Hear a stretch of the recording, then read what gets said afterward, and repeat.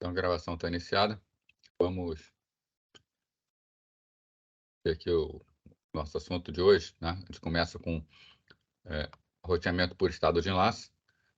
Semana passada foi a semana da computação, na semana anterior a gente chegou a ver até a parte de algoritmo de roteamento, tá? Vimos o algoritmo de roteamento por vetor de distâncias, né? O que é que nós vimos no vetor de distâncias? O vetor de distâncias, ele é um algoritmo local, né? Ele não tem o conhecimento de toda a rede. Então, vamos supor que tenhamos aqui um roteador. Esse roteador está ligado a dois outros roteadores mais, né?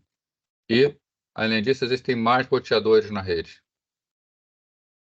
Por exemplo, aqui nós temos um roteador A, um roteador B, um roteador C.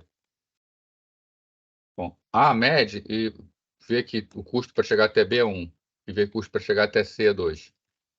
Tá? E ele recebe informações de demais roteadores, né? Por exemplo, ele... Vou botar aqui também, está ligado no roteador D aqui, né? E o custo dele para chegar no roteador D é 2. Então, o que que o A fala? O A fala para o B que chega em D com custo 2 e fala para o C que custa em D, chega em D com custo 2, né? Da mesma forma, fala para o D que chega em B com custo 1 e chega em C com custo 2. Então, ele fala para todo mundo os seus custos, tá? E ele vai aprendendo informações na rede, conversando com os seus vizinhos, né?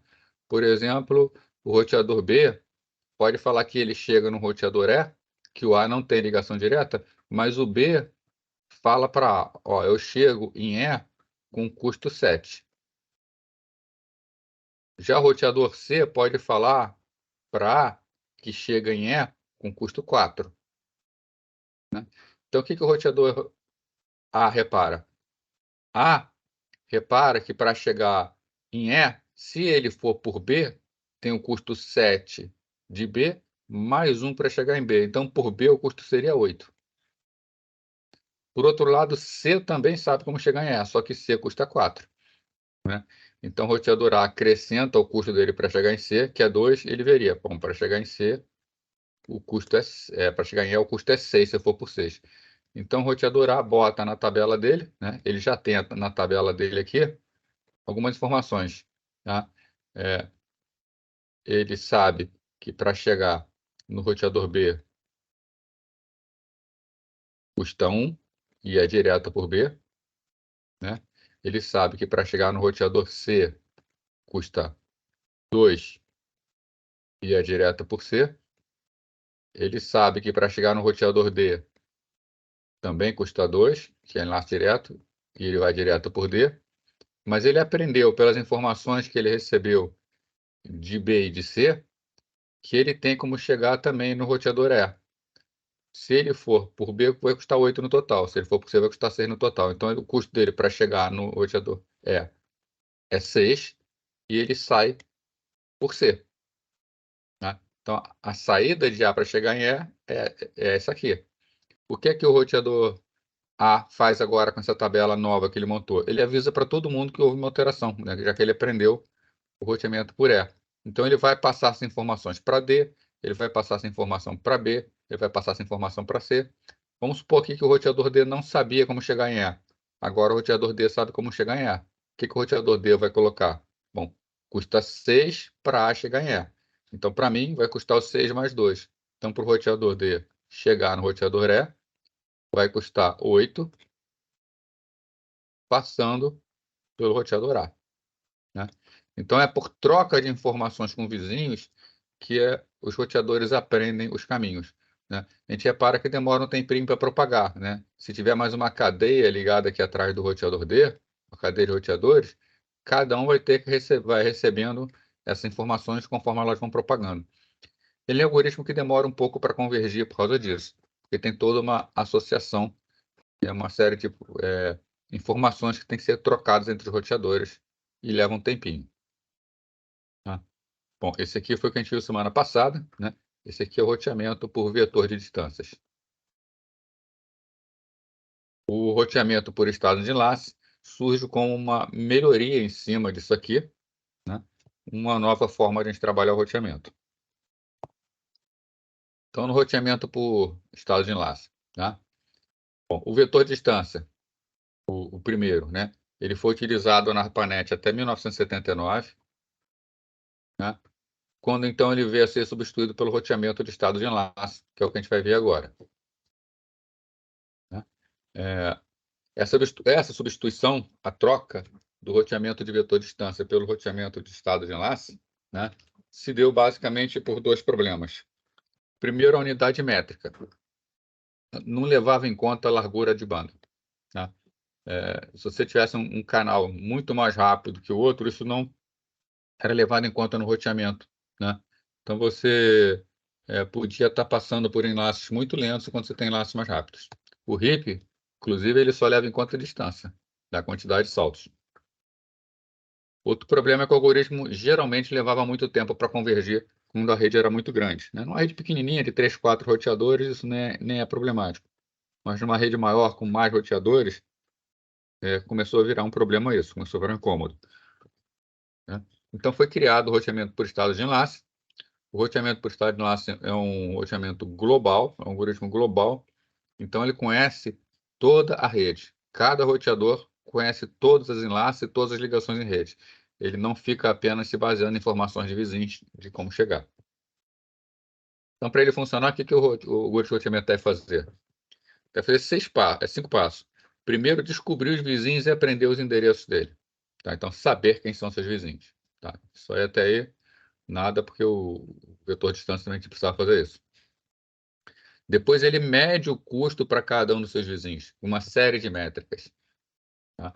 Depois, ele cria um pacote com tudo que ele aprendeu, tá? Com todas as informações que ele tem. E a grande diferença está aqui. Ele envia o pacote a todos os outros roteadores da subrede. Tá? O vetor de distâncias só envia para o vizinho. Tá? E conforme os vizinhos vão montando as suas tabelas, as informações vão se propagando. Aqui não. Quando o roteador descobre uma coisa nova, envia para todos os outros. Então a informação chega muito mais rápido. Por fim, ele calcula o melhor caminho para cada um dos outros roteadores. Não apenas com base nos custos informados pelos vizinhos, mas com base no conhecimento global da rede. Né? Com isso, a topologia é completa e todos os retardos são medidos e distribuídos para cada roteador da rede. E a gente pode usar aquele algoritmo que a gente viu semana retrasada, o algoritmo Dijkstra, para encontrar o caminho mais curto. Tá? É um algoritmo conhecido, funciona bem, é o algoritmo que os roteadores costumam utilizar. Então, esses passos aqui, esses 5 passos. Primeiro, determinação dos vizinhos. Né? Então, quando o roteador é inicializado, ele envia um pacote hello em cada linha. Esse pacote hello é um pacote de apresentação. Né? O que os roteadores que estão do outro lado da linha fazem? Ele envia de volta uma resposta se identificando. Assim, ele descobre quem são os seus vizinhos. Tá? Então, isso é bastante fácil. Depois, a medição do custo da linha. Precisa medir quanto custa para passar pela linha. A forma mais simples, tá, é fazer um ping. Se você faz um ping, o pacote vai, volta e você mede quanto tempo o pacote foi e voltou. Se você está interessado numa métrica de tempo, tá? Esse ping, você faz uns 4, 5 pings, você tem uma boa estimativa. E de tempos em tempos você faz novos pings, né? Envia novos pacotes eco pela rede, você está fazendo essas medições de tempo. Então, se a medição de tempo muda, você muda os seus parâmetros e se informa isso para os demais roteadores. Né? Então, com o tempo de ida e volta tem uma boa métrica, né? E pode fazer mais de uma vez usar a média. É o que os roteadores fazem. Tá? Alguns outros roteamentos, alguns outros algoritmos, algumas implementações levam em conta mais do que isso, mais do que apenas um ping. Tá? Os roteadores trocam informações, né? O SPF está rodando na máquina, então ele tem informações dentro da máquina, dentro do roteador. Então ele sabe tamanho de fila, ele sabe estatísticas de sobrecarga do roteador. Então todas as informações podem ser medidas e enviadas para o vizinho. Então, né, já descobrimos o vizinho e já temos o custo para chegar no vizinho. Agora é preciso criar pacotes de estado de enlace. Tá? O pacote, tá, ele carrega uma série de informações. Vamos imaginar essa rede aqui, ó, a rede que a gente usou para cálculo lá do Dijkstra. Tá? Então, temos um roteador A, um roteador B, C, D, E e F. O que o roteador A fez? Ele descobriu que ele tem vizinhos B e C. E o custo para chegar em B é 2, o custo para chegar em C é 5. Então, tá aqui, ó. Ele se identifica, ó, a tabela é do roteamento do roteador A. Do B custa 2, para chegar em B custa 2, para chegar em C custa 5. Faz isso para todos, né? Vamos ver a tabela do E, por exemplo. O E custa 2 para chegar em C, 2 para chegar em B e 4 para chegar em F. Então, ó, 2 para chegar em B, 2 para chegar em C e 4 para chegar em F. Tá? Cada roteador monta a sua própria tabela. Né? Bom, o que o pacote carrega? Ele carrega a identidade do transmissor. Então, aqui, ó, todos vão saber que é o roteador A. Na verdade, aqui não é o nome do roteador, né? Vai ser a rede do roteador para facilitar. Um número de sequência e uma idade e a idade da informação, já vou explicar para que é isso. Tá? A lista de vizinhos e o custo referente a cada vizinho. Essa sequência e essa idade, elas são usadas para distribuição da informação na rede. Tá? Que vai ser o passo 4. Então, lá eu vou entrar em detalhes de como a gente vai usar isso aqui. Mas, basicamente, a sequência é porque se chegar mais de uma informação, por exemplo, no roteador D sobre o roteador A, vai valer a informação que tem maior número de sequência. Então, o número de sequência é importante para saber qual informação é válida. Idade é um marcador também para eliminar pacotes muito velhos, informações muito velhas. Então, se a informação ficar rodando na rede muito tempo, essa idade estoura e essa informação é jogada fora. Bom, mas vamos ver isso aqui, ó. O que acontece? Vamos supor que, tá, só para a gente ver o funcionamento, que essas tabelas foram espalhadas. O roteador A mandou para todo mundo, o B mandou para todo mundo, o C mandou para todo mundo, então todos mandaram para todos. O que significa que todos recebem essas tabelas. Né? O que a gente consegue fazer com essa tabela? Se eu pego, por exemplo, aqui, ó, as informações de A, se eu pego as informações de A, o que eu sei de A? Eu sei que A tem um vizinho B e um vizinho C, que custa 2 e 5. Então, eu sei que tem um cara chamado A, eu sei que existe um vizinho chamado B, e eu sei que existe um vizinho chamado C, que custa 2 e 5. Né? Com a informação de B, eu sei que tem um A que custa 2, eu sei que tem um D que custa 6, então custa 6 para chegar em D. E eu sei que custa 2 para chegar em E. Então existe um E que custa 2. Então, repara que olhando as tabelas, os roteadores conseguem montar a rede inteira. O C custa 5 para chegar em A, custa 2 para chegar em D, 2 para chegar em D, né? E custa 2 para chegar em E. O D, 6 para chegar em B, 2 para chegar em C e 3 para chegar em F. Então, descobriu que tem um F aqui, né, que custa 3, né? O roteador é 2 para B, 2 para C e 4 para F. Então, 2 para B, 2 para C e 4 para F. O roteador F só confirma 3 para D, 4 para E. Então, repara que com essa tabela, quando todos os roteadores A recebem, eles montam o grafo da rede, que é exatamente igual, que representa exatamente a rede real. Né? Então, todos os roteadores conseguem ter exatamente a informação da rede. E repara um detalhe, se alguma coisa mudar, por exemplo, esse enlace aqui mudou, de repente ele passou para 8. O que vai acontecer? Isso vai mudar para roteadores B e D. Então, B vai marcar como 8 e vai mandar essa informação para todo mundo. Mesma coisa o D vai fazer.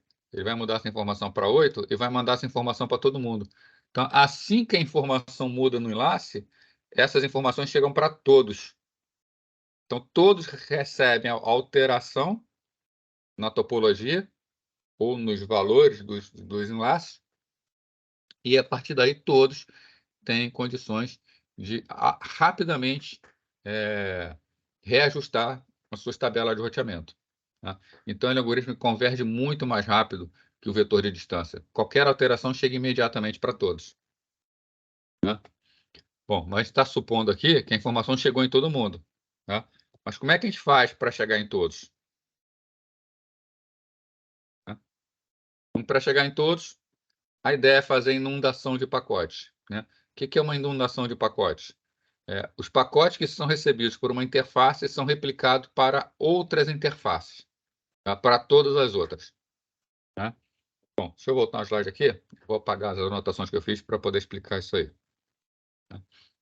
Bom, aqui, então, nós temos essas informações aqui. O que vem a ser inundação? Vamos supor que o pacote D mandou a informação. O pacote D manda a informação por todas as linhas. Então, ele manda para B, ele manda para C e ele manda para F. Lembra que o pacote tem um número de sequência. Quando ele vai mandar esse pacote, ele acrescenta o número de sequência. Então, vamos supor que o pacote anterior dele foi o 234. Ele vai mandar agora o pacote 235. Né? Então, quando ele manda a sequência 235, B manda para B. Aí o B recebe B lá. Pô, tem 234, recebo 235, é beleza. B está com a informação nova. Como o B recebe a informação nova, o que ele faz? Ele repassa por todas as suas linhas. Sempre que o roteador recebe uma informação nova, repassa para todo mundo. Então, ele repassa para A, repassa para E. Mesma coisa que vai acontecer com C. C recebeu de D, viu? É a informação nova, 235. Então, ele recebe, ele manda para A e manda para E. E o pacote F, quando recebe, ó, beleza, informação nova, o que ele faz? Ele só tem uma saída, ele manda para E. Para que rapidamente todos vão receber. No passo seguinte, o roteador A vai fazer o quê? O roteador A recebe tanto de B quanto de C. Alguma informação chega primeiro. Vamos supor que essa informação chegou primeiro de B. O que o roteador A faz? É informação nova para mim e manda essa informação por essa linha. Depois, quando a mesma informação chegar de C, o que o A repara? Essa informação eu já tenho um pacote com esse número de sequência. Então, ele simplesmente não repassa essa informação. A mesma coisa acontece no C. Ele já havia recebido de D, recebe de A também. Ele não repassa o que recebeu de A. Né? Mesma coisa aqui. E recebe de alguém, vamos supor, E recebeu de C, repassa para cá, repassa para cá. Né? Então, E já recebeu. Né? Quando B receber de E, B não repassa. Né? E também não repassa o que recebeu de F. Né? E quando F receber a informação de E, também não repassa. Tá? Então, essa inundação de pacotes significa o quê?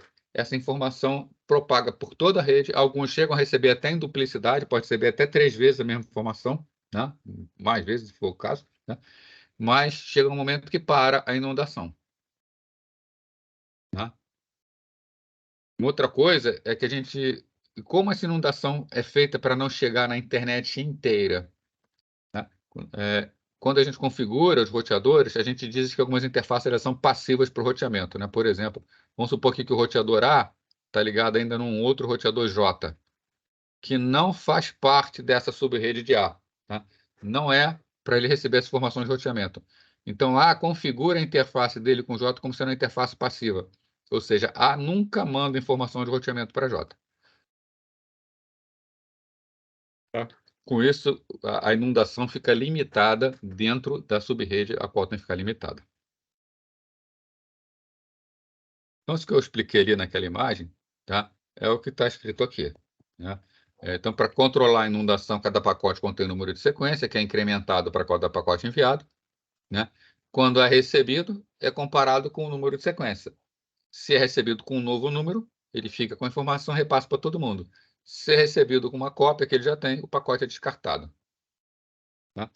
Agora, um roteador, tá? Ele pode, como qualquer equipamento, ser reiniciado. Né? E esse número de sequência ele vai crescendo conforme o roteador está ligado. Se o roteador falha, ou se ele é reiniciado, ou se ele é trocado, tá?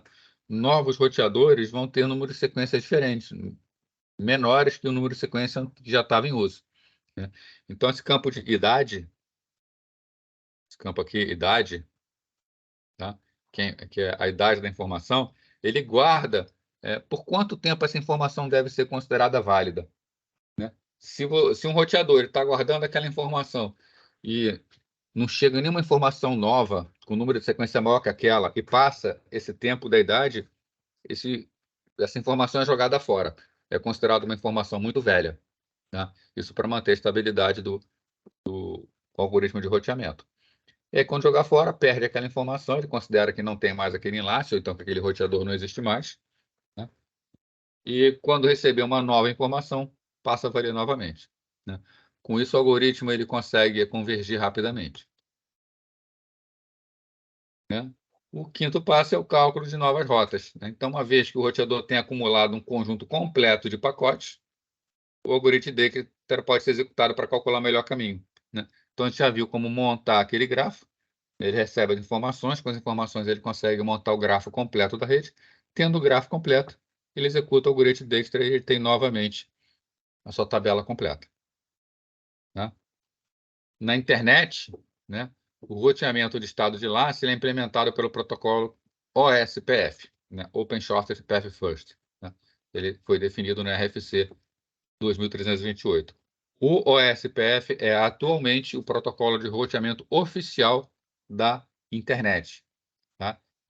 Esse roteamento é conhecido como intra-AS, a gente vai falar nele depois, tá? O roteamento intra-AS é o roteamento que é usado dentro de um sistema autônomo, né? Então, isso que a gente viu aqui, esse aqui, ó, esse aqui é um sistema, né, que pode fazer parte de uma rede maior, né?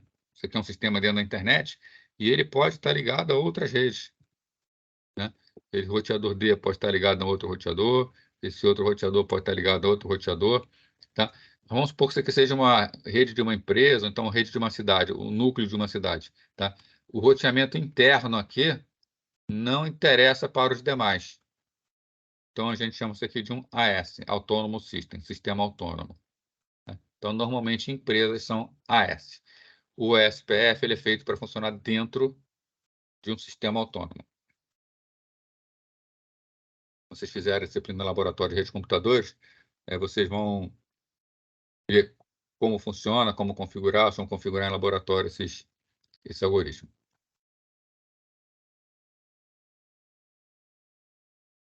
Bom, então, vimos o roteamento por vetor distância e o roteamento por estado de enlace. O vetor distância é o roteamento original da internet. Ele demora um pouco para convergir, mas ele é muito simples, ele pode ser executado por qualquer roteador. Então, basicamente, todos os roteadores executam o roteamento por vetor distância. Roteamento por estado de enlace já tem que ser um roteador melhorzinho, né? Então, os roteadores que implementam o SPF eles são um pouco mais caros, né? É claro que se você tem um roteador, ou você tem, na verdade, uma subrede que todos os roteadores falam o SPF, é melhor usar o SPF, que é um roteamento mais sofisticado. Agora, se você tem na subrede alguns roteadores que não falam SPF, só falam RIP, aí o RIP também pode ser usado sem problema nenhum, né? O RIP começa a ficar problemático quando as redes crescem muito. Bom, um outro esquema de roteamento é o que a gente chama de roteamento hierárquico. Ele é muito importante conforme a rede cresce muito. Então, conforme as redes aumentam, o que acontece? As tabelas de roteamento crescem proporcionalmente. Vocês tentem imaginar como seria a tabela de roteamento de um roteador se ele fosse obrigado a conhecer a internet inteira. Se ele fosse obrigado a saber todos os roteadores que existem, tá? E mais do que isso, como chegar em cada um deles. Tenta pensar no algoritmo de estado de enlace, como o SPF, em que tem que ter a tabela, o mapa inteiro da internet. Para começar, seria inviável porque a inundação seria pela internet inteira, né? Então, o tráfego geral seria enorme, tá? Então, é necessário pensar uma nova forma de realizar o roteamento. Não dá para que o roteador conheça a rede inteira, né? Então, quando o roteamento hierárquico é utilizado, os roteadores eles são divididos em regiões, tá? Então, o roteador ele não é obrigado a conhecer todos os roteadores, apenas a sua região. Aquilo que eu comentei com vocês sobre um sistema autônomo, né? Então, o roteador ele conhece os detalhes dentro da própria região, né? Então, dentro da região, todo mundo troca informação, todo mundo sabe como chegar em todos os outros. Mas eles não conhecem a estrutura interna das outras regiões, né? Você pode imaginar isso aí como o seguinte: você dirige na sua cidade, né? Você mora, por exemplo, no Rio de Janeiro, você sabe como dirigir no Rio de Janeiro. Aí, de repente, você precisa viajar para a Europa, né? Você vai ter uma saída padrão. Qual é a saída padrão para a Europa? Aeroporto, né? Então, você vai para o aeroporto, pega um avião, esse avião ele pode sair voando, fazer uma escala em Miami, depois ir para Europa, ele pode ir direto para a Europa, ele pode primeiro pousar na África para depois seguir para a Europa. Tá? Mesmo na Europa ele pode chegar em diferentes lugares, mas esses caminhos você não precisa saber, né? Você simplesmente vai para o aeroporto, é entregue, entra no avião e o avião te leva, tá? É como funciona o roteamento hierárquico. Você sabe como funciona a sua localidade, mas quando você precisa sair da sua localidade, você se coloca na mão de outros que sabem como te levar para longe, tá? E você pensa também no caso do piloto do avião. O piloto do avião, ele sabe como ir daqui para Lisboa, por exemplo, tá? Mas vamos supor, ele é um piloto português, tá? Então, lá da TAP. Então, ele vem para o Brasil, posa aqui, ele sabe o quê? Ele sabe pilotar Rio-Lisboa, né? Mas ele não sabe dirigir no Rio de Janeiro, ele não conhece Janeiro. Vamos supor, ele chega no aeroporto e sai, nunca andou pelo Rio de Janeiro, né? Então, assim como cada roteador só conhece os detalhes da sua rede interna, e para sair da rede interna entrega o pacote para outro que conhece como rotear entre redes maiores, também esse roteador que faz o roteamento entre redes maiores, ele não precisa conhecer o detalhe das redes de onde ele pega e de onde ele entrega. Ele só sabe como fazer ligações entre as grandes redes, né? Isso facilita bastante o esquema de roteamento, né? Então, né, cada roteador conhece todos os detalhes da própria região, mas não conhece a estrutura interna das outras regiões, tá? Então, em redes muito grandes, uma hierarquia de 2 níveis pode ser insuficiente, né? Por exemplo, em redes muito grandes, eu tenho, por exemplo, uma rede aqui, né?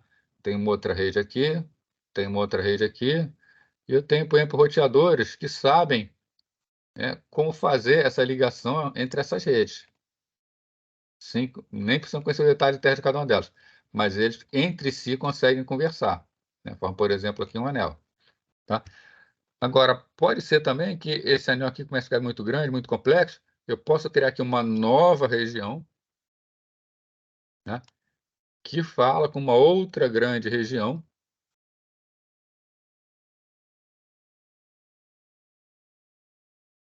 e algum roteador aqui, dentro dessa região aqui, por exemplo, vai falar com algum outro roteador, que pode ser esse daqui, que é encarregado de fazer também a ligação entre regiões. Se esse aqui já não conhece detalhes, esse aqui já não conhece, por exemplo, detalhes dessa região aqui, menores, tá? Mas ele sabe como fazer a ligação entre regiões. Esse aqui, então, ele não tem nem noção da existência desses três, ele apenas sabe que para mandar para qualquer um aqui, ele vem para cá. Assim como isso aqui pode ser colocado ainda dentro de uma outra região. Então, pode ter região dentro de região dentro de região, tá? Então, você pode imaginar, por exemplo, que você tem a rede da sua operadora, a rede da sua operadora ela está ligada numa rede regional da cidade do Rio de Janeiro. Na cidade do Rio de Janeiro tem uma outra rede regional ligando todo o estado do Rio de Janeiro. Esses roteadores do estado, eles sabem como rotear dentro do estado, mas eles não conhecem detalhes de cada cidade, né? Aí, aqui no estado do Rio de Janeiro, nós temos roteadores que se ligam com outros roteadores que fazem o roteamento da região sudeste. Eles não conhecem detalhe de estado nenhum, mas eles sabem como rotear no Sudeste. Cada região roteia dentro do Brasil, o Brasil roteia para fora, tá? Então, cada um especializado na sua região.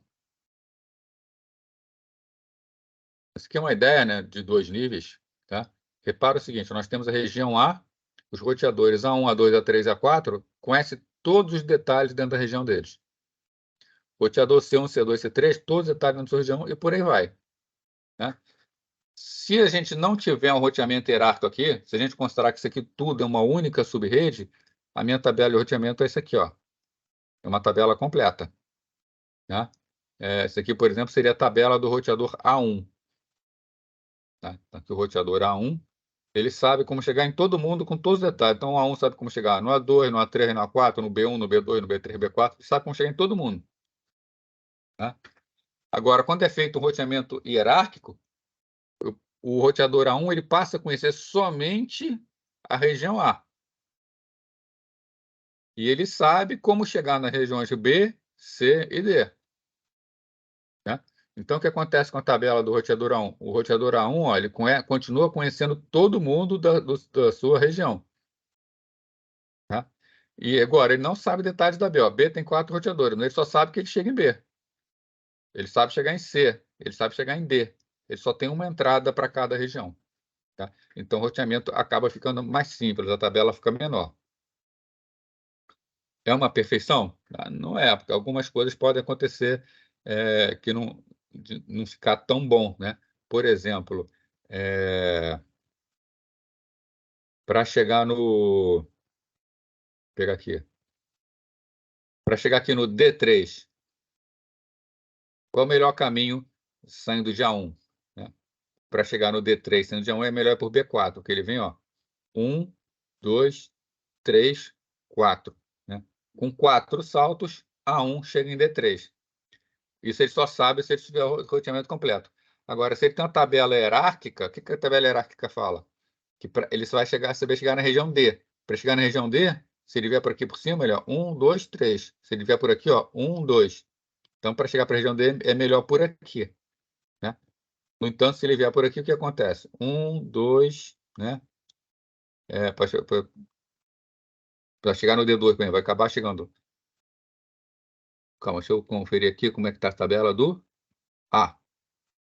Tá? Está sendo por 6. Isso aqui vai chegar para chegar, por exemplo, no D2, que é melhor dizendo, tá? Falei D3 no D2.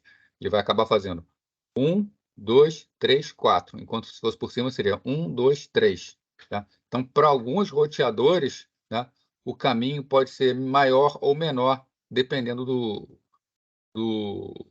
da saída escolhida. Tá? Então, esse tipo de roteamento ele pode implicar provavelmente caminho para alguns dos hospedeiros. Mas esse problema é muito pequeno. Tá? O aumento do caminho é mínimo e é só para alguns. Quando acontece, os benefícios são muito maiores. Né? Então, a gente precisa usar o roteamento hierárquico e na internet a gente usa ele. Né? No caso da internet, o roteamento hierárquico ele é feito pelo protocolo BGP, tá? Border Gateway Protocol, que é definido na RFC 4271. Né? Para isso, então, o que acontece? Voltando aqui o slide. Né? Aqui dentro, por exemplo, os roteadores A1, A2, A3, A4, eles podem estar usando o OSPF. Né? Na região B também pode estar usando o OSPF, na região D o OSPF, e na região C pode estar usando o RIP, por exemplo. Não precisa que todas as regiões usem o mesmo algoritmo de roteamento. O que precisa é que todos os roteadores da mesma região usem o mesmo algoritmo de roteamento. Né? Então, ó, OSPF, OSPF, OSPF, RIP. E para fazer a ligação entre eles é que entra o BGP. Então, esse roteador aqui C1, o que ele fala? Ele fala RIP e fala BGP. Tá? Ele fala RIP para falar com os roteadores internos dele e fala BGP para falar com os outros roteadores aqui do lado. Ok, pessoal? Com isso, então, a gente consegue ter essa tabela de roteamento bem montada. Uma dúvida aí sobre o roteamento? No laboratório de rede de computadores tem toda a prática desses assuntos. Tá? Então, na disciplina, vocês aprofundam um pouco mais a parte de roteamento e implementa isso em laboratório. Na ação montada das redes é feito o roteamento. Falar da próxima camada, né? A gente já falou de camada de aplicação, que é onde rodam os programas que estão em uso numa rede de computadores. A gente já falou da camada de transporte, que coloca a confiabilidade, né? Em particular, estudamos o TCP e o UDP, e acabamos de ver a camada de rede. Tá? Então, vou botar aqui o modelo, um Frankenstein entre o OSI e a internet. Tá? Então, a camada de aplicação, camada de transporte, e acabamos de ver a camada de rede. A camada de rede, que é a camada da internet, que é onde fica o protocolo IP, é que ela interliga toda a rede. Tá? Na verdade, ela faz basicamente a ligação entre redes. A camada de enlace é a camada responsável por fazer a ligação. Ela possui uma tecnologia local e ela é quem faz efetivamente a transmissão de dados. Ela faz a transmissão entre duas máquinas, ou faz a difusão entre várias máquinas. Né? E a camada física né? Ela é a parte física da rede, a parte de cabeamento, conectores, tudo mais. A camada de enlace, ela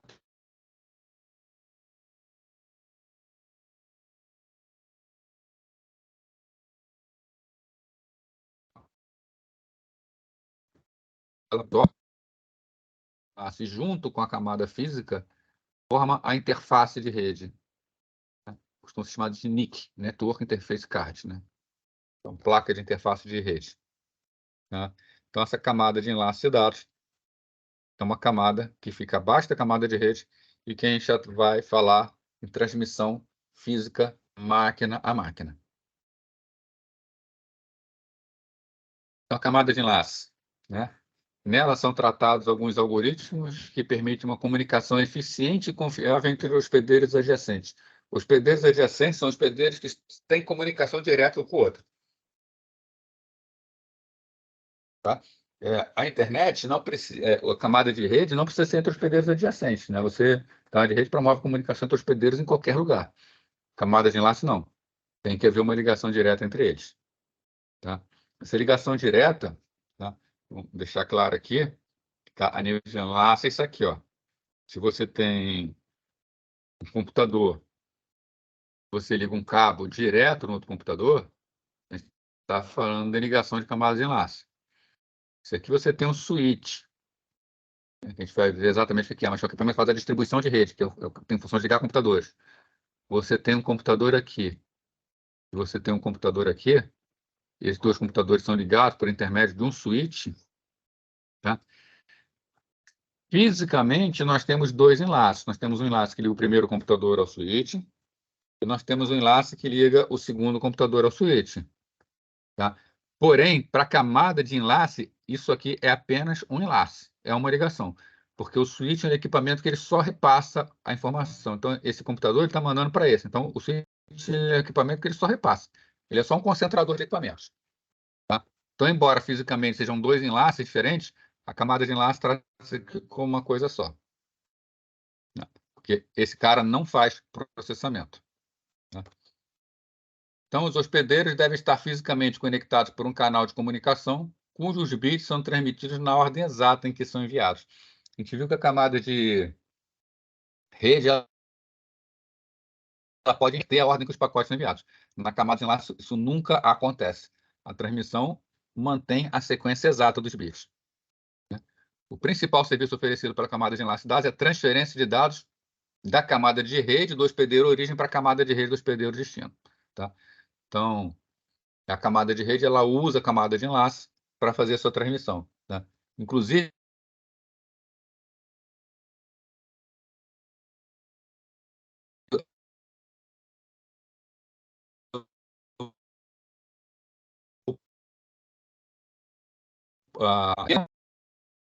transportar o IP. Tá? E acabou. Né? Se esse protocolo é capaz de levar o IP de um lado para o outro, ele serve. Tá? Então, conecta diretamente os hospedeiros adjacentes e usa o serviço fornecido pela camada física. Né? Na verdade, a camada de enlace é basicamente implementada na placa de rede, que também implementa a camada física. Então, para levar um datagrama até o destino, ele pode ser transportado sobre cada enlace individual. Então, você imagina esse notebook aqui, ó, uma conexão sem fio. Tá? Ele envia para o AP, um ponto de acesso, um equipamento de ponto de acesso. Tá? Esse ponto de acesso ele recebe essa informação. Isso aqui é um enlace sem fio, e transfere por um enlace cabeado, que chega até o switch, que transfere por um enlace cabeado até o roteador, que passa por outro enlace até outro roteador, que passa por outro enlace até outro switch, que leva por outro enlace até o servidor. Né? A camada de rede trata isso aqui como uma transmissão. É a camada de rede desse aqui mandando para esse aqui. Muito embora para a camada de rede esteja acontecendo isso aqui, ó. A camada de rede ela enxerga os roteadores, né? Então, embora a camada de rede considere uma transmissão, a camada de rede gerencia aqui, ó, uma transmissão até esse roteador, depois outra transmissão entre os roteadores e depois outra transmissão do roteador para o servidor. A camada de rede não enxerga os vários enlaces que tem pelo caminho. Tá? Mas, para chegar lá, tem que passar por eles. Quais são os serviços oferecidos pela camada de enlace? Serviço básico de qualquer enlace é mover um quadro de um hospedeiro até um hospedeiro próximo, tá? Por um único enlace de comunicação. A gente repara aqui que agora a gente está chamando de quadro.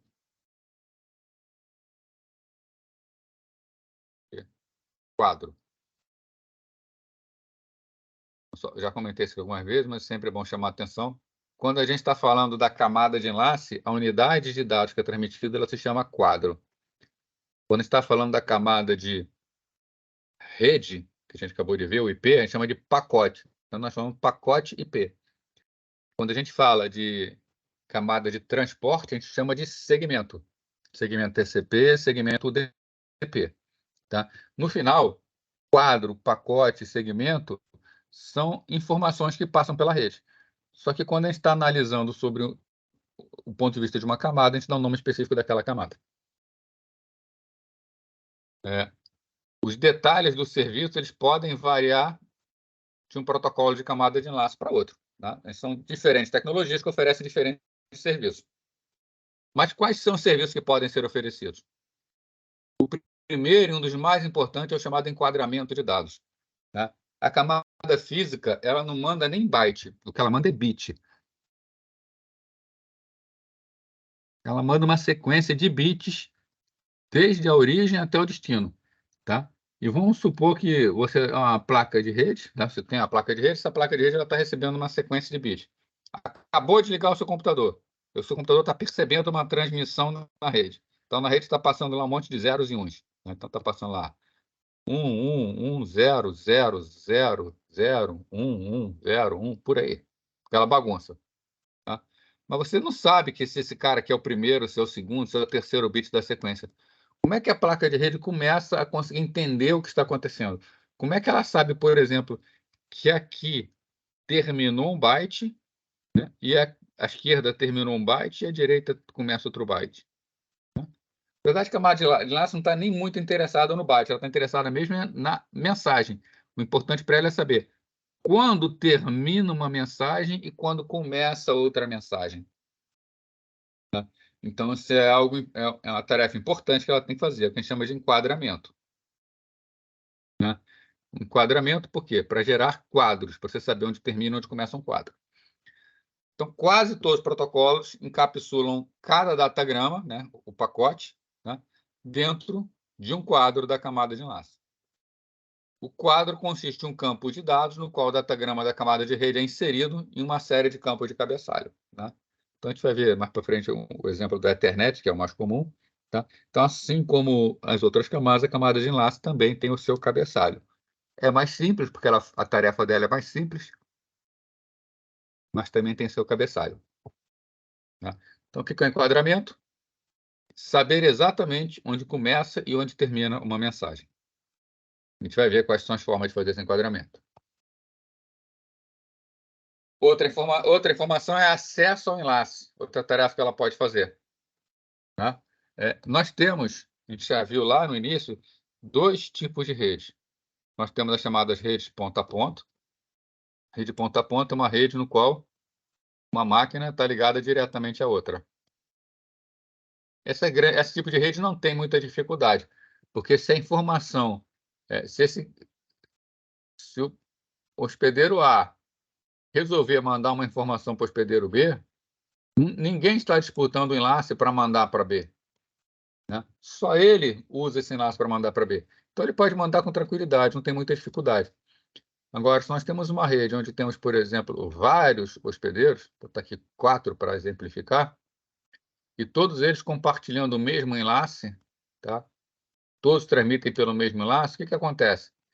Se A quiser transmitir e B também quiser transmitir, se os dois transmitirem juntos, o que acontece? Vai acontecer o que a gente chama de colisão. Os dois pacotes vão se sobrepor e vai dar erro. Tá? Então, nesse tipo de rede, que é a rede de difusão, é preciso ter uma parte do protocolo de enlace que cuida de quem é a vez de transmitir, para evitar as colisões. Tá? Esse é chamado protocolo de acesso ao meio, né? Ou Medium Access Control. Né? Medium Access Control, a abreviação dele é MAC. Né? Esse é o mesmo MAC que dá o nome aos endereços MAC que tanta gente fala. Tá? O endereço de enlace ele é conhecido como endereço MAC. Vamos falar assim, nas principais redes. Né? Tem outras redes que o nome pode ser outro. Tá? Mas endereço MAC vem exatamente daí. Porque no caso da rede Ethernet, que é quem usa o endereço MAC, esse endereço é provido por essa camada, pela camada de controle de acesso. Né? Então, para enlaces ponto a ponto, o MAC é simples ou inexistente. Esse aqui. Quando vários compartilham, aí ele tem que coordenar todas as transmissões. Tá? Um outro serviço que pode ser oferecido pela camada de enlace é entrega confiável. Né? Lembrando que a entrega confiável é obrigatória somente na camada de transporte. Só a camada de transporte que é obrigada a oferecer. Mas alguns protocolos de enlace também podem oferecer. Tá? Nas placas de rede Ethernet, por exemplo, a Ethernet, a gente vai ver aqui, é um padrão conhecido como 802.3. Tá? Mas você pode usar ele junto com outro padrão também, que é o 802.2. E você pode solicitar o 802.2, que é da camada de enlace, para fazer essa confiabilidade. Aí você vai ter o Ethernet sendo confiável na entrega. O que acontece é que as redes são tão confiáveis hoje em dia, é tão raro ter um erro numa transmissão à internet, é tão difícil ter um erro, que é mais eficiente você deixar para lá. Né? Você não fazer verificação. Porque você perde tempo fazendo verificação de um erro que nunca vai acontecer na prática. Né? Agora, isso não é verdade para rede sem fio. A rede sem fio é bastante problemática, porque tem problema de reflexo, tem problema de caminhos. O reflexão leva a um caminho direto e um caminho mais longo, que o próprio bit pode interferir com o bit anterior ou com o bit seguinte. Né? Você tem paredes que você tem dificuldade de atravessar deturpando o sinal. Então, uma rede sem fio é uma rede bastante complicada.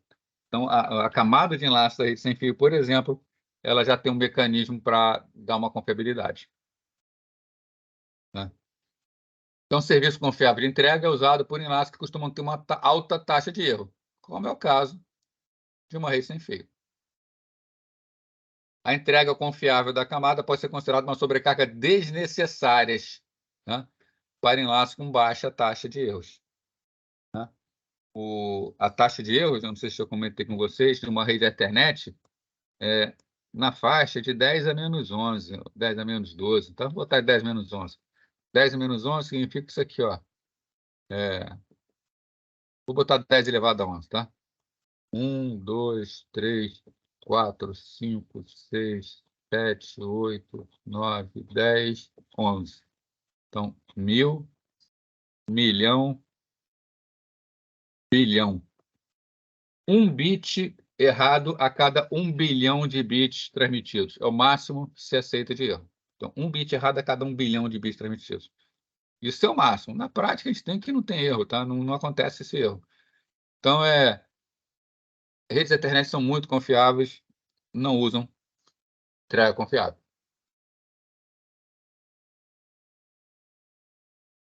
E outro serviço que pode oferecer, detecção e correção de erros. Tá? A rede Ethernet é uma rede muito confiável, ela não faz a entrega confiável. Mas, para evitar problemas, ela faz a detecção de erros.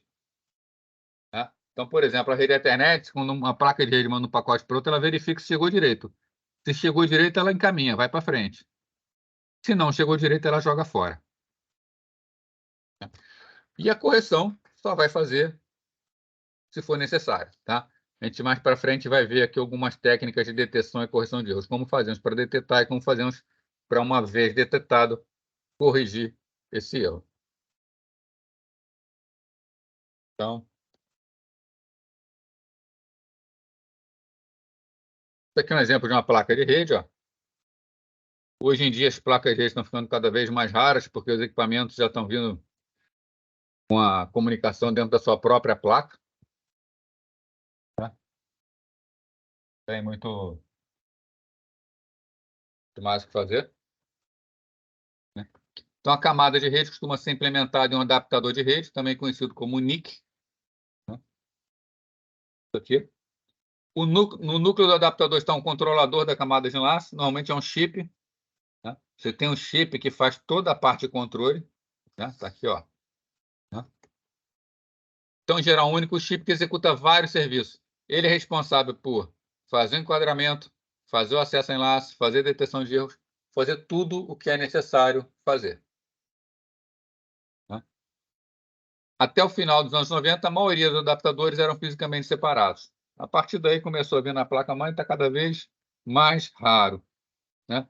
Hoje em dia, a maioria dos adaptadores que tem aí, quando existe um adaptador, não vou falar a maioria, mas o que, assim, que as pessoas costumam comprar, até por questão de preço, quando precisa, é um adaptador USB, né? Vou abrir aqui o microfone. Microfone não, vou abrir aqui a câmera. Esse aqui, por exemplo, o meu notebook, ele só tem rede sem fio, né? Hoje, não veio mais com rede Ethernet. Mas, por algumas razões, eu preciso de rede Ethernet, né? Então, esse aqui, por exemplo, é um adaptador Ethernet para notebook, né? Ele é um USB numa ponta, USB 3.0, e na outra ponta, não sei se dá para ver bem aí, uma entrada RJ45. Então, eu coloco, né, um cabo de rede aqui, a outra ponta USB vai no notebook, e eu tenho um adaptador de rede. Esse tipo de adaptador está ficando cada vez mais comum hoje em dia.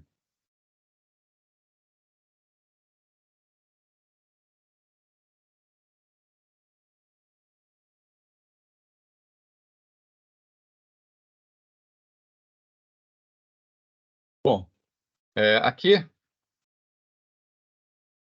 nós temos, então, a camada de aplicação, camada de transporte, camada de rede, um pedaço da camada de enlace, tudo ser feito por software, processado pela CPU. Já a parte mais baixa da camada de enlace e a camada física, elas estão dentro do adaptador de rede aqui, ó. Tá? Então, dentro dessa plaquinha. Tá? Então, alguma coisa feita por software, outra coisa feita pelo hardware.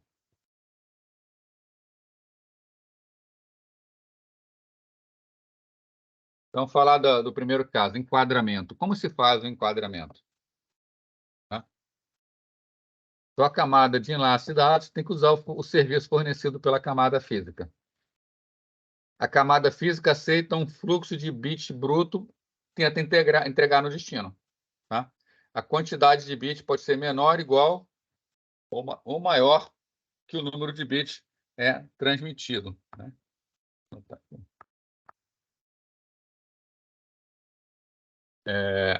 Dependendo da forma de enquadramento, a gente pode mudar essa quantidade de bits. Então, pode ser uma codificação diferente, né?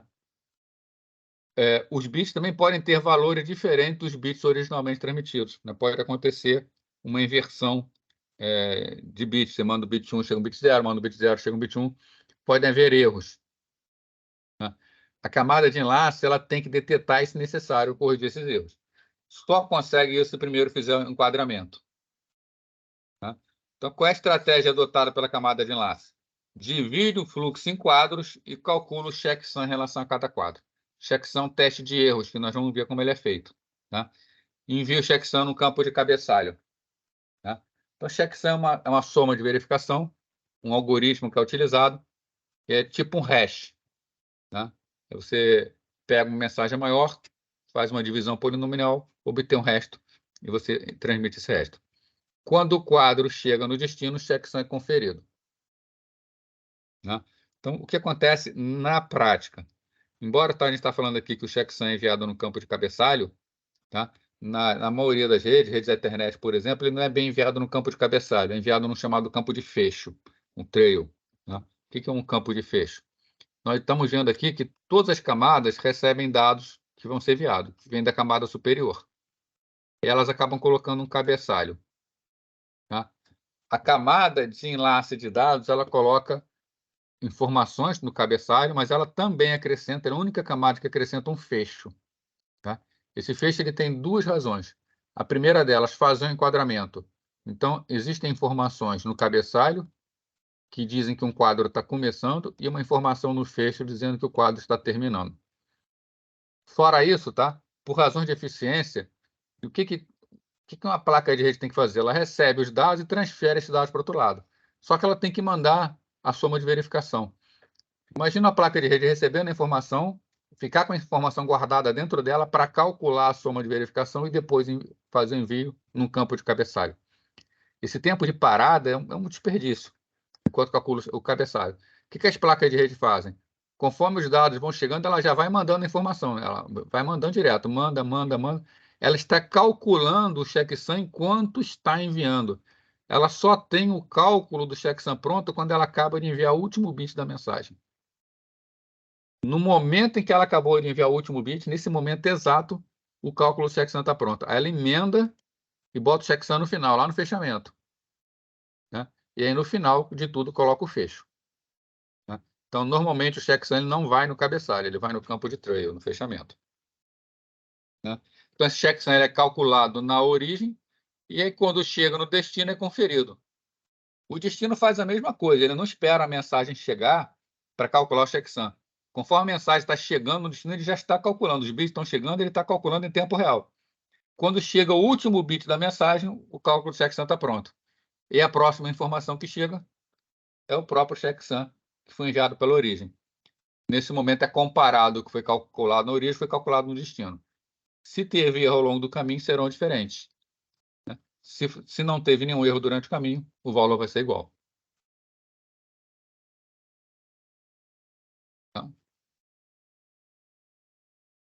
Então, para fazer a divisão do fluxo de bits em quadros, existem os seguintes métodos: contagem de caractere, caractere stuffing, bit stuffing e violação de codificação da camada física. Contagem de caractere aqui não existe, tá? Eu vou falar para vocês só porque está na bibliografia e às vezes pode ter algum concurso aí, fazer uma pergunta com relação a isso, mas isso aqui ele não é implementado, né? A gente vai ver porque ele não é implementado. A razão que ele não é implementado é só baixa confiabilidade. Né?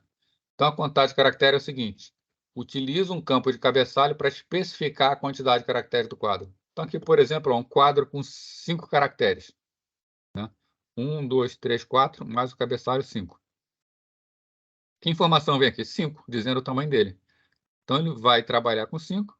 Aí, o próximo vem aqui, ó, 4. Então, eu sei que esse quadro tem tamanho 4. O próximo, 6. Eu sei que esse quadro tem tamanho 6. Né?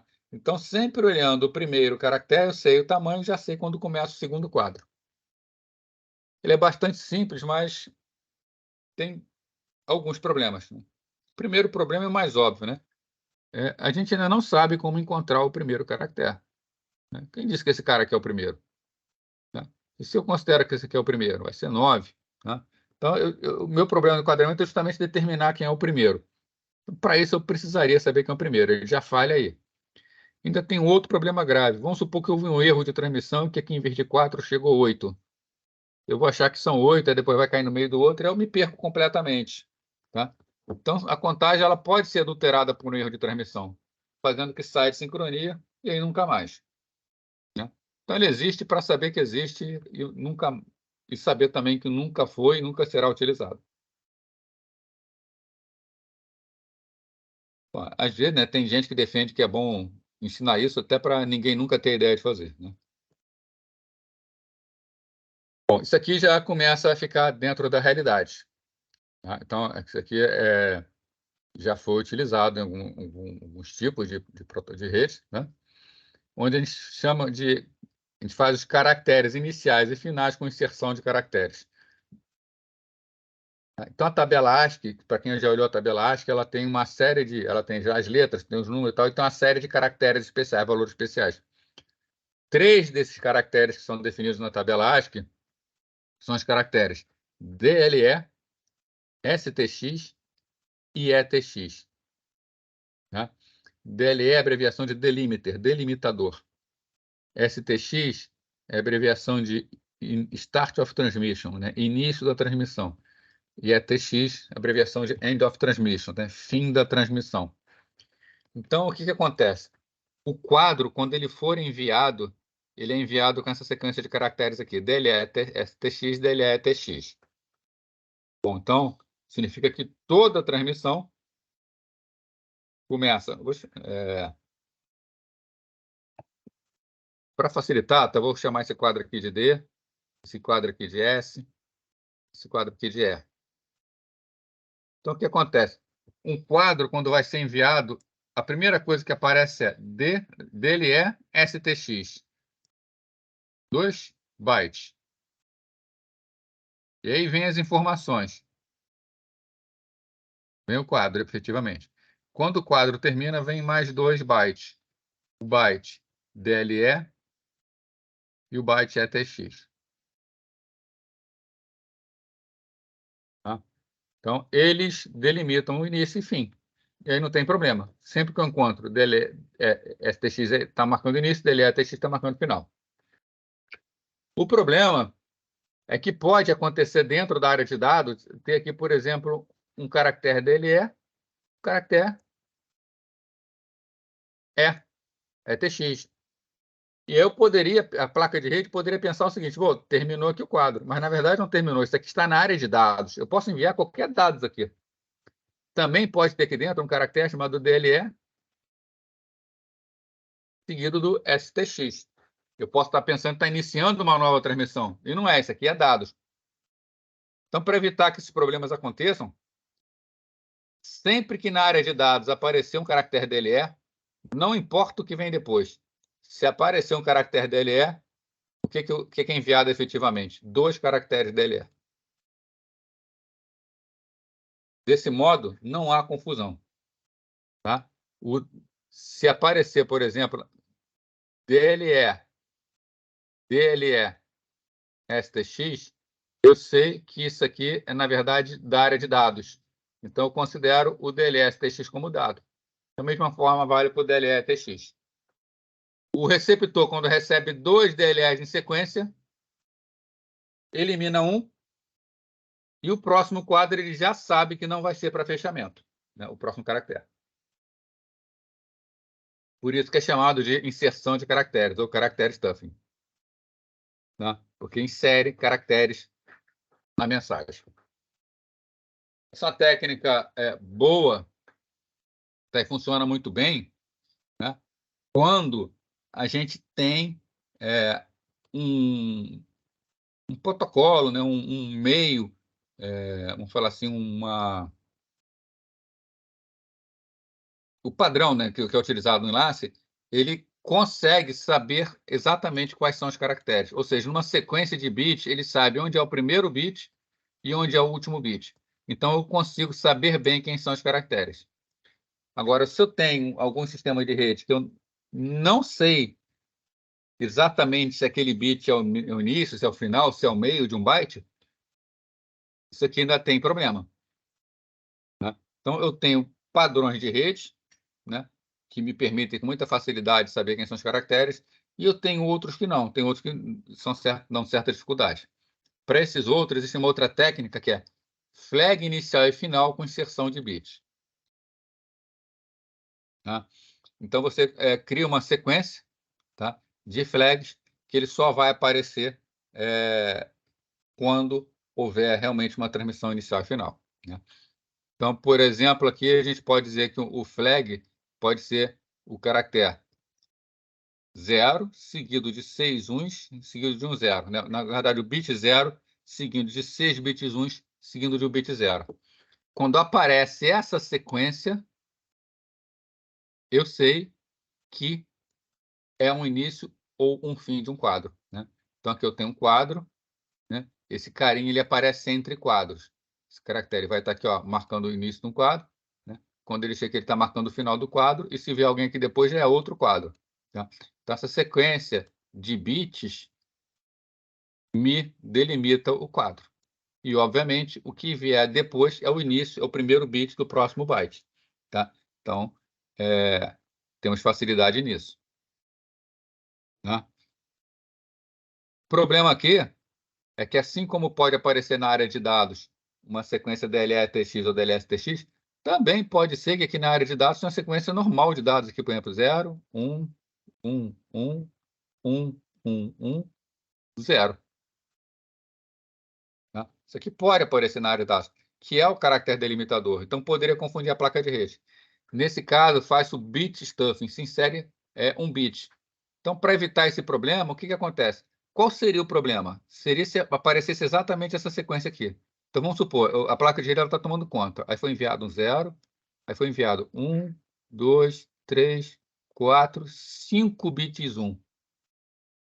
Se enviar o sexto bit 1, eu já fico no risco que pode aparecer um bit 0 depois e ferra tudo. Tá?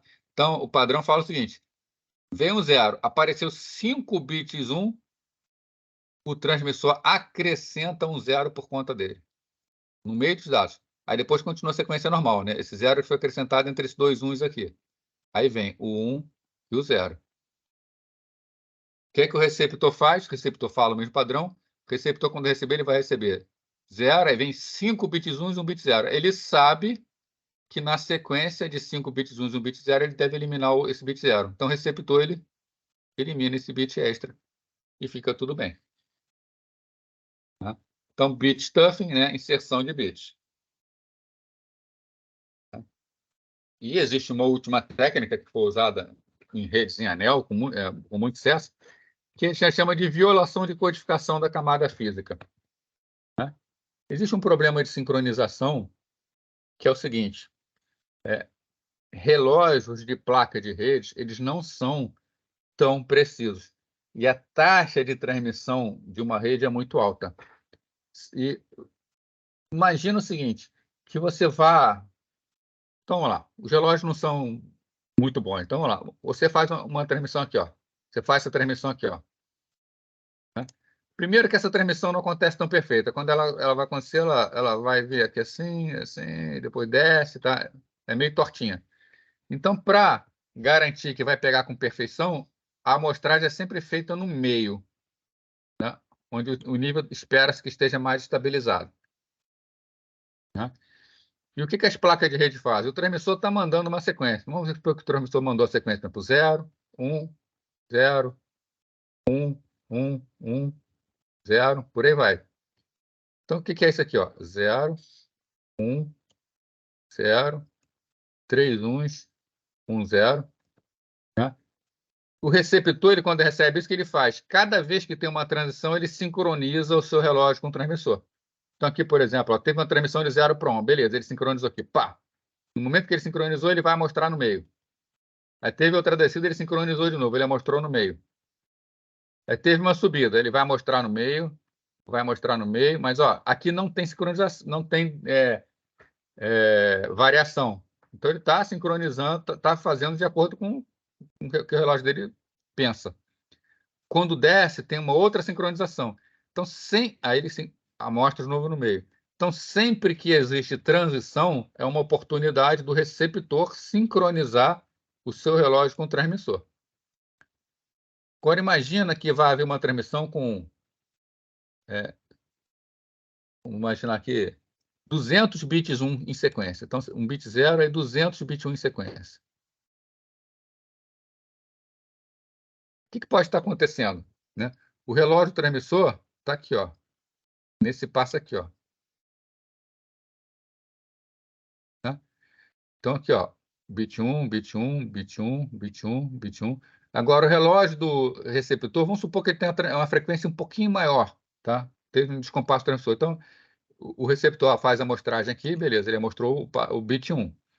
Só que uma frequência dele é maior, ele amostra mais rápido. Olha, amostra o outro aqui, não está tendo sincronização. Então, está tendo um descompasso. Ó. A próxima amostragem aqui, ó, já está tendo descompasso. A próxima amostragem aqui já está tendo descompasso. Aí, quando fizer a próxima amostragem aqui, tá, já foi mais ou menos em cima desse aqui. Então, foi mandado originalmente, na verdade, 4 bits 1, mas o receptor achou que foram 5 bits 1. Tá? Para evitar esse tipo de problema, as placas de rede, elas não mandam, tá? Essa aqui é a codificação conhecida como NRZ. Tá? A codificação NRZ é aquela codificação em que o 0 é nível baixo e o 1 é nível alto. Placas de rede normalmente utilizam uma codificação que é o seguinte: o bit 0 ele é, na verdade, uma descida. Você vem em nível alto e você desce para nível baixo. E o bit 1 ele é uma subida. Você vem em nível baixo, você sobe para o nível alto. Então, o que define se é 0 ou 1 é uma transição no meio do pulso. Né? Com isso, uma sequência, por exemplo, 0, 1, 0, 0, 1, 1, 1. Na NRZ, que é a condição que a gente está acostumado a ver, né? Seria 0, 1, 0, 0, 1, 1, 1. Numa placa de rede, ela transmitiria o seguinte: como é um 0, obrigatoriamente começa nível alto. Aí no meio do caminho desce, ó, 0. Aí chegou aqui no final, ele vê o próximo bit é 1, então ele mantém nível baixo e sobe 1. Então aqui, ó, 0 pela descida, 1 pela subida. Quando ele chega aqui, no meio, o próximo é 0, então ele mantém nível alto, ele desce 0 por causa da descida. Aí o próximo é 0, ele tem que descer, então o que ele faz? No início ele sobe, no final ele desce, como desceu, outro 0. Aqui o 1 chegou no final, como tem que subir, mantém no final, sobe. Aí, ó, desce para subir, desce para subir. Então, aqui o 1, 1 e o 1. Isso aqui acontece o quê? Não importa a sequência, sempre haverá transição. Como sempre haverá transição, as placas sempre estarão sincronizadas. Né? Isso permite, então, o que a gente chama de violação da codificação da camada física. Né? Não falei aqui para vocês, ó. 0 é quando desce, 1 é quando sobe. E se você não subir, mantiver o tempo inteiro em nível baixo, a gente diz que é um bit J. E se eu não descer, se eu mantiver o tempo em todo nível alto, a gente chama que é um bit K. O bit nem é 0 nem é 1, é J ou K. Ou seja, informação que não existe. Isso nunca vai aparecer na área de dados. Então, você pode, por exemplo, né, dizer que o seu delimitador seria, por exemplo, a sequência 0, 0. Sequência qualquer, por exemplo. J, 1, K, 0. É de mais um, tá? Isso aqui, tá vendo? É uma sequência que não existe, né, na área de dados. Então, nunca aparece na área de dados. A sequência seria dada pelo quê? Uma descida no meio, aí sobe, outra descida no meio, sobe, outra descida no meio, sobe, outra descida no meio. O J mantém nível baixo, aí sobe para o 1, o K mantém nível baixo, o 0 desce. Quando tem essa sequência aqui, ó, que é uma sequência mais longa, a placa de rede percebe que é uma sinalização. Tá ok, Paulo, sem problema.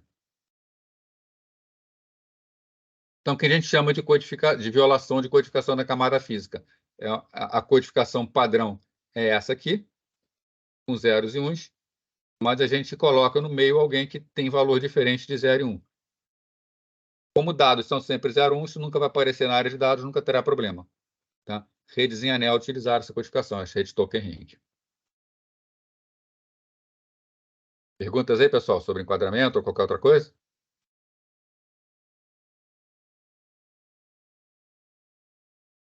Bom, vamos falar então aqui de técnica de detecção de erro, né, que é feita pela camada de enlace, que é o seguinte, né? Primeiro passo para qualquer esquema de tratamento de erro é detectar o erro, é perceber que o erro existe. Né? Se a gente não tiver como detectar o erro, a gente não sabe se tem ou não esse erro. Né? Então, os métodos de detecção de erro eles são baseados sempre na inserção de bits extras na informação transmitida. Tá? Esses bits são computados pelo transmissor através de algum algoritmo, né? Que tem como entrada os bits originais a serem transmitidos. Né? Eu vou falar aqui os métodos mais usados, tá? Mas existem algumas variações. O mais simples de todo, que é quando a mensagem é pequena, é o método de paridade. O método de paridade ele é utilizado em transmissões seriais, tá? Para fazer caractere a caractere. Né? Para quem já ouviu falar em memórias SCC, que são memórias que têm correção de erros, tá? Que tem verificação de erro, as memórias que fazem verificação de erro, elas fazem verificação de erro por paridade. Tá? Então, a técnica muito eficiente, apesar de ser muito simples, mas que ela funciona bem para pouca quantidade de dados. Normalmente 1 byte. Então, a paridade é a forma mais simples de redundância para a gente poder detectar erro. Tá? Consiste em a gente fazer a inserção de um bit de paridade no final de cada caractere de um quadro. Tá? Esse bit é escolhido, tá, de acordo com o padrão que a gente vai usar. A gente pode usar paridade par ou paridade ímpar. Se a gente usar paridade par, a gente vai acrescentar um bit no final, de modo que a mensagem sempre tem uma quantidade par de bits. Né? Se for usar paridade ímpar, a gente vai sempre inserir um bit de forma que a quantidade de bits 1 seja ímpar. Então, o que é isso? Né? Vamos pegar aqui um caractere. Essa sequência de bytes aqui. 1, 0, 1, 0, 1, 0, 1, 0. Vamos supor que a gente está usando paridade par. Quantos bits 1 tem? Nós temos 4 bits 1. Então, já é uma quantidade par de bits 1. Qual é o bit que a gente transmite aqui no final? A gente transmite um bit 0, para que fique uma quantidade par de bits 1. Se eu estivesse usando paridade ímpar, eu teria transmitido o bit 1 aqui no final. Porque se o padrão fosse paridade ímpar, quando eu transmitir o bit 1, teria 1, 2, 3, 4, 5 bits 1. Então, o transmissor ele acrescenta um bit no final, de modo a ficar ou uma quantidade par ou uma quantidade ímpar de bits 1. Se vai usar a paridade par ou se vai usar a paridade ímpar, é problema de cada um combinar no seu próprio sistema. Tá? Não tem vantagem nem desvantagem usar uma ou outra. Tá? E agora, o receptor faz o quê? Vamos supor que foi paridade par. O receptor recebe essa mensagem, 9 bits, conta a quantidade de bits 1, vê que é uma quantidade par, sabe que está usando paridade e joga fora o último. Tá? Da mesma forma, se tivesse usado depois, por exemplo, 1, 1, 1, 0, 1, 0, 1, 0. Se eu tivesse usando paridade par, eu tenho aqui, ó, 1, 2, 3, 4, 5 bits 1. Se fosse paridade par, eu colocaria um bit 1 no final. Tá? Porque eu ficaria com 1, 2, 3, 4, 5, 6 bits 1. Já se fosse paridade ímpar, eu colocaria o bit 0 no final, para ficar com a quantidade ímpar de bits 1. Ele é bastante simples, muito fácil de ser calculada, tá? Muito fácil de ser implementada por hardware. Né? Então, já falei para você, né? É a técnica usada, por exemplo, em transmissão serial, é técnica usada por comunicação pela porta serial de modem. Se você vai usar uma porta serial para configurar um roteador, é usada paridade. Se você, memórias usam paridade como técnica de detecção de erro. Né? Agora, repara que a paridade ela só pode ser usada para perceber que houve erro. É uma técnica de detecção de erro. Ela não tem como corrigir o erro. Porque se você faz a transmissão aqui em cima e ocorre a inversão de um bit, você percebe que teve o erro. Mas você não sabe aonde foi o erro. Ela só serve para dizer que teve erro. Quando a cadeia é mais longa, maior que 1 byte, aí a gente precisa de de técnicas melhores. Tá? Deixa eu só fazer um detalhe aqui, né? A paridade também ela só consegue perceber um erro. Tá? Vamos supor que ó, eu quis fazer essa transmissão aqui, mas houve 2 erros de transmissão. Estou usando paridade par. Então, tem a quantidade par de bits 1. Aí eu tenho 2 erros de transmissão. Né? Esse bit que era 1, 0, virou 1. Esse bit que era 1, virou 0. Quando eu contar a quantidade de bits 1, eu vou ter 1, 2, 3, 4. Vai dizer que está ok. E não está, que houve 2 inversões. Então, se houver uma quantidade par de inversões, a paridade falha. Ela só funciona se houver uma quantidade ímpar de inversões.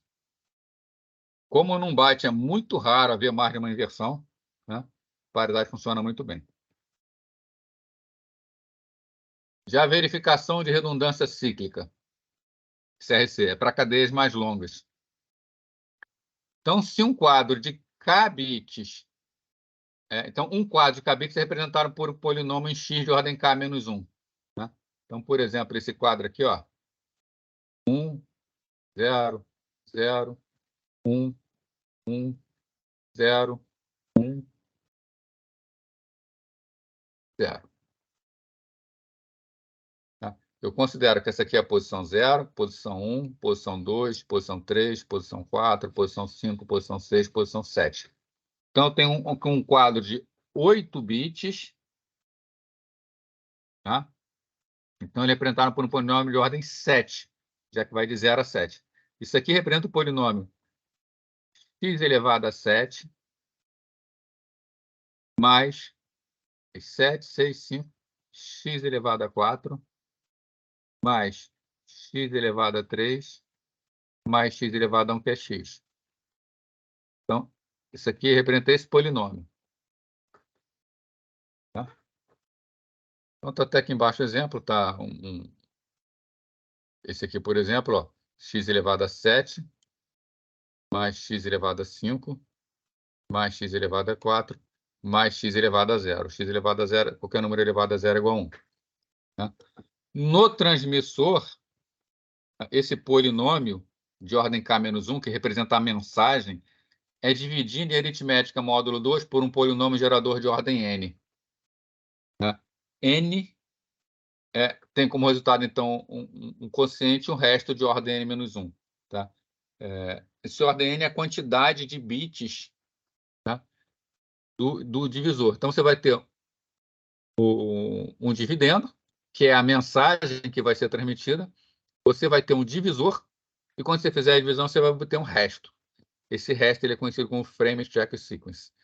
É isso que é feito o CRC das placas de rede. Então, é feita uma divisão polinomial. Uma divisão polinomial, matematicamente, ela é chata, tá? Para quem já fez divisão de polinômio no segundo grau, sabe que dividir polinômio é um pouco chatinho, tá? Mas aqui nós estamos trabalhando com aritmética binária. A aritmética binária ela tem algumas particularidades que simplificam a divisão polinomial, né? E, na verdade, isso é implementado por um circuito dentro da placa de rede com portas XOR, tá? Posicionadas estrategicamente. Na prática, então, conforme a mensagem ela está passando pela placa de rede, ela está passando por esse hardware está calculando essa divisão automaticamente. E quando a mensagem acaba de passar, que tem no registrador que faz a divisão justamente o resto. Tá? Então, apesar de ser complexo matematicamente, é muito fácil de ser feito por hardware. Tá? O receptor, o processo análogo é realizado, né? E aí verifica se os dois polinômios vão ser igual para saber se teve erro. Isso aqui é até uma mensagem de erro do próprio Windows. Ó. F não está acessível, data erro, ele até fala, ó, cyclic redundante check. Né? Ou seja, o Windows utilizando o CRC para verificação de dados em disco.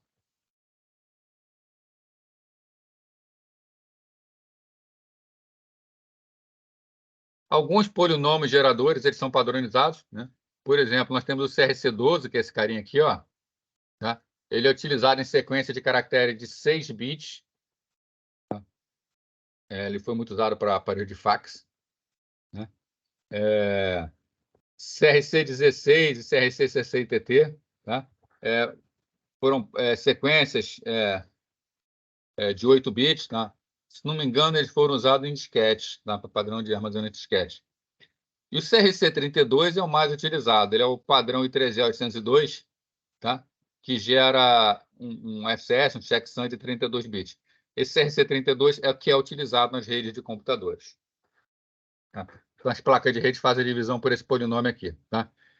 Ele é muito bem escolhido, tá? Porque o CRC32, ele matematicamente ele é um polinômio primo, tá? Então, esse polinômio primo dá para ele certas características que ele pega uma quantidade muito grande de erros.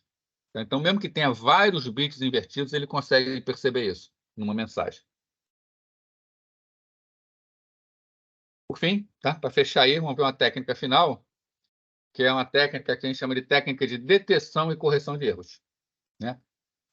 Paridade e CRC ele serve apenas para perceber o erro. Mas como a gente corrige o erro? Né? Numa rede de computadores é fácil. Você corrige o erro mandando uma informação, jogando fora a informação, passa um tempo sem receber a confirmação, você envia de novo. Então é só reenviar. Agora, existem situações em que reenviar é difícil. né? Você tem, por exemplo, uma transmissão entre uma sonda espacial que está no outro planeta, leva minutos para chegar na Terra essa informação, e está mandando uma sequência de dados grande. Pô, já pensou um erro que é comum acontecer numa transmissão tão longa? Vai ter que transmitir de novo? Isso é erro de novo, né? Então, esse tipo de equipamento tão distante, ele utiliza técnicas de correção e detecção. Um algoritmo que, quando manda informação, ele já manda dicas de como corrigir. Ele deu exemplo de sondas aqui, vamos falar, pô, fizeram só para sonda? Né? Primeiro que não precisava ser só para sonda, tá? Mas existem algumas outras situações, né, que todo mundo já teve em casa em algum momento, alguns têm ainda, né? São, por exemplo, CDs, DVDs, Blu-rays, tá? A quantidade de informações prensadas neles é muito grande. E, às vezes, algumas informações eles saem com pequenos defeitos de fábrica. É comum que eles saiam com defeitos de fábrica, tá? E aí você vai gravar um CD, um DVD, um Blu-ray, tem um bit errado nele, você vai jogar fora aquela mídia, tá? Então, essas mídias, elas são gravadas também com código de detecção e correção, de modo que, mesmo que haja erro de gravação nelas, na hora que você coloca dentro do reprodutor, o reprodutor lê, ele percebe o erro, mas ali tem um algoritmo que ele consegue corrigir esse erro, né? Então, muita gente já no dia a dia usa sem saber, né? Está usando esses algoritmos sem saber. A gente vai ver como exemplo aqui, tá? Uma técnica conhecida como paridade cruzada ou paridade bidimensional, que ela é mais simples de ser entendida. Depois eu vou comentar algumas outras que a gente não vai ver aqui, tá? Então, elas são técnicas que são utilizadas para correção, sem que seja necessária retransmissão, tá? Vamos ver um exemplo aqui para entender como é que funciona a paridade bidimensional ou a paridade cruzada. Vamos supor que eu quero enviar essa sequência aqui, ó. É uma sequência que eu quero enviar e eu quero detectar mais de uma ocorrência de erro, e se houver uma ocorrência de erro, eu ainda consigo corrigir. A gente usa a paridade cruzada, tá? Vamos usar a paridade cruzada par. Então, com isso, como a gente faz ela? Primeiro, a gente pega essa mensagem aqui, divide em blocos e faz várias linhas dela. Então, essa mensagem está aqui, ó. É a mesma sequência de bits, só colocada em várias linhas, tá? Cada linha aqui com 7 bits, né? Agora eu venho, aplico a paridade par em cada linha, né? Primeira linha, por exemplo, ó, 1, 2, 3, 4 bits 1. Como eu vou usar paridade par, já tenho 4 bits 1, o último aqui vai ser 0. Mesma coisa, tenho 4 bits 1, o último é 0. Aqui eu só tenho 1 bit 1. Então, para ter paridade par, completo com 1. Então, 1, 2, 3, 4, 5 bits 1. Coloco um bit 1. Então, todas as linhas eu calculo a paridade, uma por linha. Assim como eu calculei as paridades na linha, agora eu calculo as paridades na coluna. Quando eu fizer o cálculo da paridade na coluna, o que acontece? Eu vou ter aqui, né, 1, 2, 3, 4, 0. Então, para ficar par. Aqui eu tenho 1 bit 1, 1 para ficar par. Então, eu obtenho uma tabela agora, onde à direita aqui, paridade das linhas, aqui, paridade das colunas. E, por fim, eu calculo a paridade aqui, ou da linha ou da coluna, vai dar no mesmo, tá? E aí vai dar a tabela completa. Quando eu quiser fazer transmissão, o que eu faço? Eu transmito isso aqui, ó, que foi calculado, né? Então, a transmissão levou isso aqui. Os bits verde, tá, são os bits extras da informação. Então, ó, no final de cada linha, ó, 0, 0, 1, 1, ó, 1, 1. Então, estão todos aqui. E aqui é a última linha. Isso é transmitido, tá? Quando chega no receptor, o que o receptor faz? Ele monta essa mesma tabela. Vamos imaginar que houve um bit invertido. Ó. Esse aqui foi o que foi transmitido, ó. E esse bit aqui foi invertido. Então, chegou isso aqui, ó. O receptor ele não sabe qual foi o bit invertido, então ele joga isso aqui na tabela. Quando ele joga isso aqui na tabela, o que ele repara? Quando ele fizer a conferência de cada linha, ele vai encontrar uma linha com erro. E vai encontrar essa linha aqui com erro, ó. Porque, ó, 1, 2, 3, 4, 5. Tenho 5 bits 1. Eu tinha que ter uma quantidade de par de bits 1. Então, eu já sei que o erro está nessa linha. Quando ele fizer a paridade da coluna, o que vai acontecer? Ele vai encontrar que essa coluna aqui está com erro. 1, 2, né? 2 bits 1, 3 bits 1 com a paridade, ímpar, ficou com erro. Então, o erro está nessa linha e nessa coluna. Logo, o bit errado é esse bit aqui. É só trocar ali 1 por 0 que resolvido o problema. Agora, e se tiver um outro bit invertido, né? Por exemplo, esse bit aqui,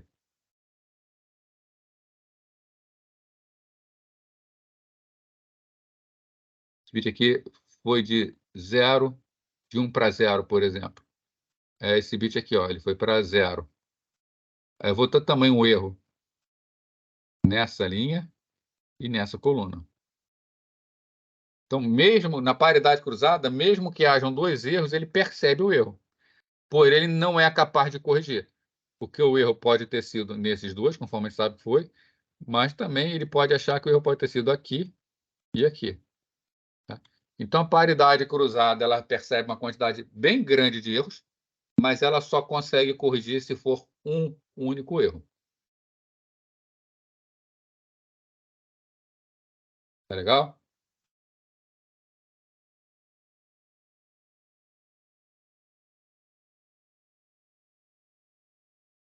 Dúvidas aí? Bom, existem outros códigos, tá? Por exemplo, o código de Hamming é um código bastante fácil de implementar. Vocês podem procurar na internet código de Hamming. Tá? Se não me engano, o código usado em DVD, CD, Blu-ray é o código de Solomon. Tá?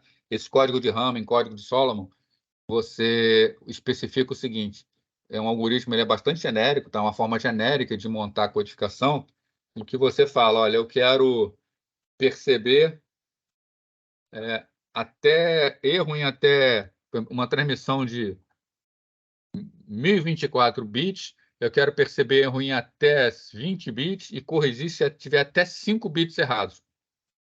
É claro que a quantidade de bits extras vai ser muito maior que essa daqui. Você vai precisar mandar mais bits extras, que você vai ter mais informação para você poder corrigir. Mas você consegue perceber uma quantidade bem grande de erros, né? E consegue corrigir também uma quantidade arbitrária que você queira. Né? Aí, se alguém tiver interesse, é só pesquisar, né? São código de Solomon, código de Hamming, tá? Tem na internet os algoritmos dele, né? Mas não faz parte da gente estudar isso aí.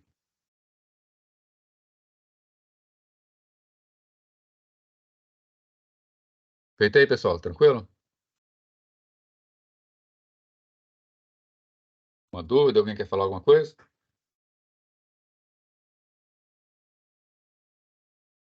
Semana que vem, então, a gente continua. Tá? A gente vai começar a ver a subcamada de acesso ao meio, que é como as placas de rede fazem para disputar quem vai ter direito a fazer a transmissão. Tá? Aí nós vamos ter também, vamos ver algumas técnicas, vamos ver exatamente como funciona o protocolo Ethernet. Tá? Vamos ver como é a disputa dele no meio, como eles chegam a um acordo, como acontecem as colisões. Tá? Mais para frente a gente vai ver dispositivos que fazem, que evitam essas colisões. Né? A gente vai agora aprofundar na parte de funcionamento dos dispositivos de rede propriamente dito. Bom, então deixa eu terminar aqui a gravação.